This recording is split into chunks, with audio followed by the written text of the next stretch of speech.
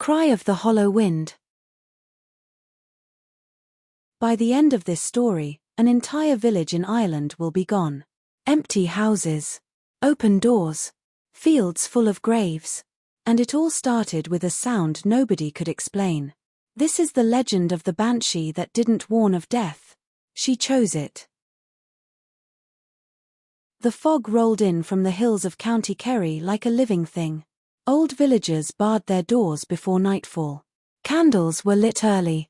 No one walked the road that led past the blackthorn trees. Because that was where the crying had begun. At first it sounded like wind. Then like a woman weeping. Then something worse. Those who heard it knew the legend of the Banshee, the spirit whose cry foretold death. But this cry did not warn. It hunted.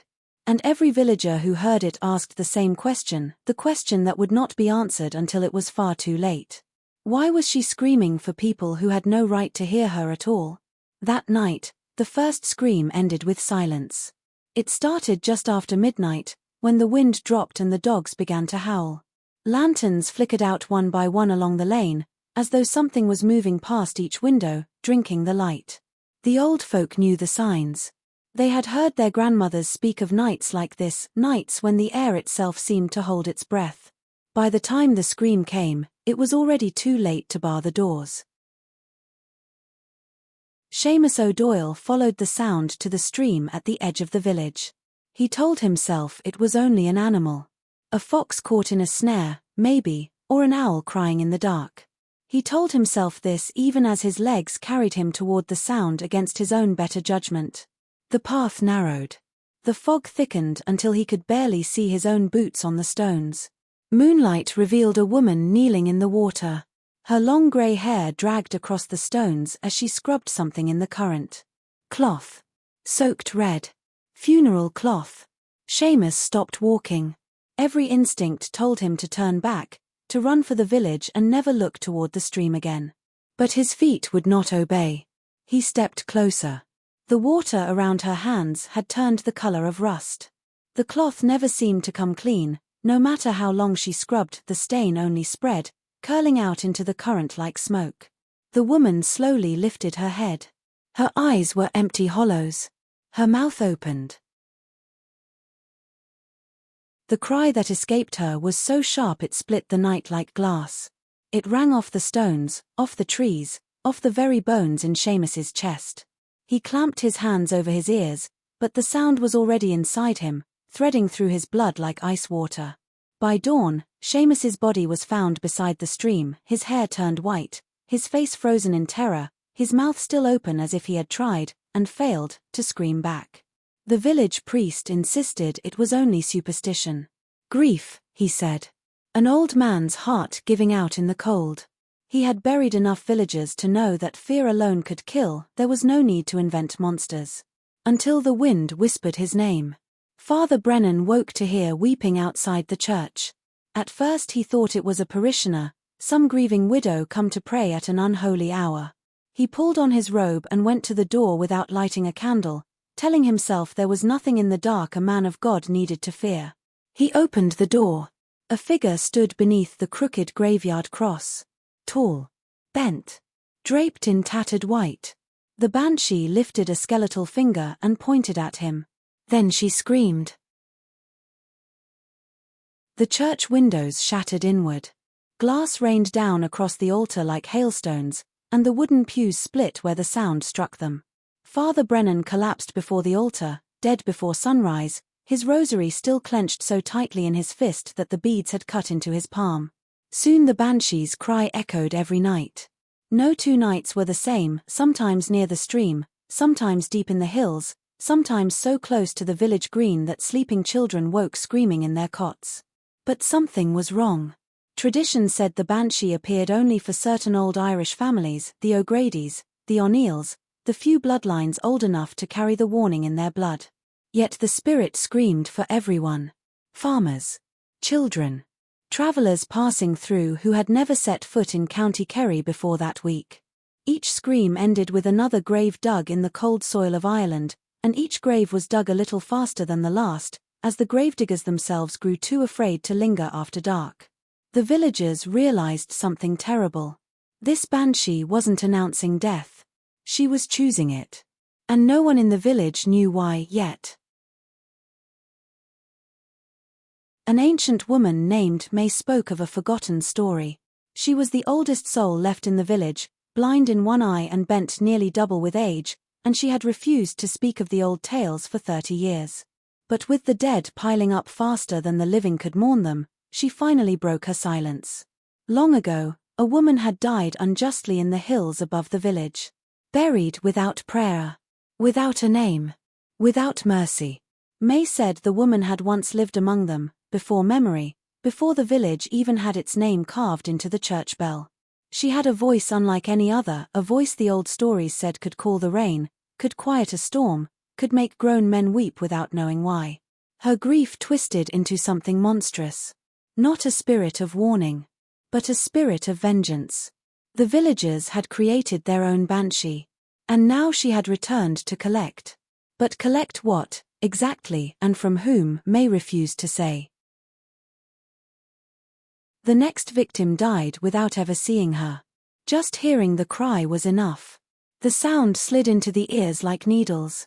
It came at irregular hours now, not just the dead of night, but the grey hour before dawn, even once at midday, when a farmer's wife was hanging laundry and simply dropped where she stood. People collapsed where they stood. Some clawed at their own ears, trying to claw the sound back out, leaving bloody crescents on their cheeks where their nails had dug in. Others ran, blind and screaming themselves, until they collided with stone walls or pitched into ditches, already dead before they hit the ground. The Banshee's scream was no longer a warning. It had become a weapon. And weapons, the villagers would soon learn, can be aimed. One stormy night, the fog parted. Lightning split the sky over the hills, and for one terrible moment the entire village was lit up white as bone, every street, every doorway, every face pressed in terror against a windowpane. The Banshee walked through the village streets. Her body bent at impossible angles. Her hair dragged behind her like funeral veils. She moved without hurry, as though she had all the time the world could give her, as though every soul in the village already belonged to her and she was simply coming to collect what was owed. At every doorstep she paused. Listening. Choosing. Then she wailed. One house after another went silent. The Murphys. The Kellys. The little cottage at the end of the lane where a widow lived alone with 3 children, silent, all of it, before the storm had even passed. By dawn, half the village was dead. Only one man dared to go after her. A traveler arrived carrying iron charms and old knowledge. He had hunted spirits before, banshees in Connaught, a drowned hag in the bogs of Mayo, a thing in the Wicklow Hills that no one in that village would even name aloud. He had survived them all, and he wore the scars to prove it. He followed the crying to the blackthorn grove. The trees there grew twisted and close together, their thorns black as iron in the moonlight, as though the grove itself had grown to guard whatever slept beneath it. There she stood. The Banshee turned slowly toward him. Her jaw stretched open wider than any human mouth, far wider than bone should allow, as if grief itself had hollowed her out from the inside. He raised the iron blade. But the scream came first. The hunter fell before he could strike. The iron rusted black in his hand, crumbling to flakes before his body had even stopped twitching in the dirt. If iron couldn't stop her, the villagers realized, then nothing could except the truth. May finally revealed the final piece of the legend. She told it haltingly, as though the words themselves were heavy, as though saying them aloud might summon the woman closer. The woman buried in the hills had not died alone. The villagers themselves had murdered her, centuries ago. They feared her strange voice, a voice that could shatter glass and call storms, a voice that marked her as something other than ordinary in an age when anything other than ordinary was reason enough to die. So they dragged her to the hills in the dead of night, while she begged and wept and promised she meant no harm. So they buried her alive. No prayer. No name spoken over the grave. No mercy shown as the first shovelful of earth struck her chest. They told themselves, afterward, that the silence that followed meant it was over. It was not over. It had only just begun. What follows is the memory that never died. Her name was Aoife. That much the old records agreed on, scratched into a crumbling ledger in a monastery 2 counties away, one line among thousands, a name, a date, and beside it a single word. Silenced. She had come to the village as a young woman, no older than 20, carrying nothing but a shawl and a voice that stopped people mid-step on the road. Not because it was loud. Because it was wrong, beautiful in a way that felt like something pressing against the inside of your ribs, trying to get out. She sang at funerals, at first. The families asked her to. The sound she made was like grief given a shape, and the mourners wept freely and felt lighter afterward, as though she had drawn the weight out of them and carried it herself. But fear is a seed that needs very little soil to grow. Whispers started. Her voice cracked a wine glass across the room, deliberately, some said. She had caused a storm by humming to herself at the cliff's edge, intentionally, others swore. She had made old Colm Feeney weep for 3 days without stopping, and hadn't she smiled, just slightly, while he wept? None of it was true. But truth has never been the thing that kills people. It was a winter night when they came for her. 12 men. Torches. No words exchanged on the walk up the hill because none of them wanted to be the one who said it aloud, what they were doing, what it made them. Aoife heard them coming. She stood in the doorway of her cottage and she did not run. Perhaps she thought they would stop when they saw her face. Perhaps she believed that if she remained still and calm and harmless, the thing in their eyes would pass like weather. It did not pass. They dragged her up the hill in the dark, through the blackthorn grove, to a patch of ground where the soil was soft and deep and far enough from the village that no one would hear anything carried on the wind. She begged. She promised she meant no harm. She told them her voice was simply a voice, that she had been born with it the way a person is born with a crooked nose or a particular shade of eyes. It was not a curse, it was not a weapon, it was simply hers. They did not listen. When they pressed her down into the earth, she was still singing. Not a threat. Not a spell. A song. Something her mother had taught her, something from before all of this, something that belonged to a time when she had been safe and small and known by her name. The first shovelful struck her chest and her song broke into a gasp. The second, and she began to scream. The men worked faster.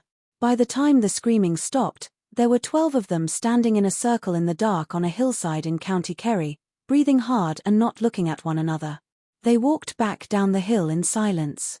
They told themselves, afterward, that the silence that followed meant it was over. But the last sound Aoife ever made, that broken, airless scream as the soil filled her throat, did not die with her body.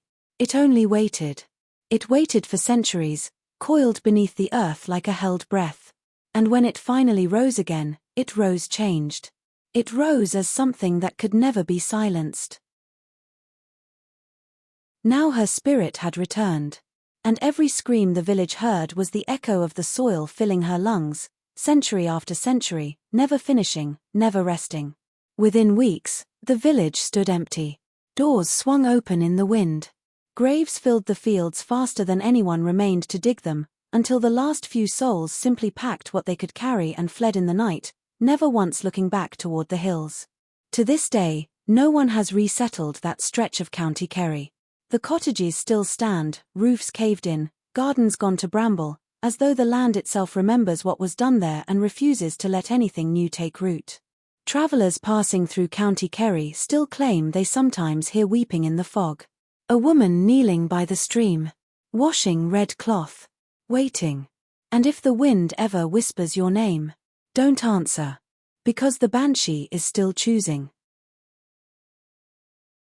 And some say that on quiet nights in the foggy hills of Ireland, the wail of the Banshee can still be heard drifting through the darkness.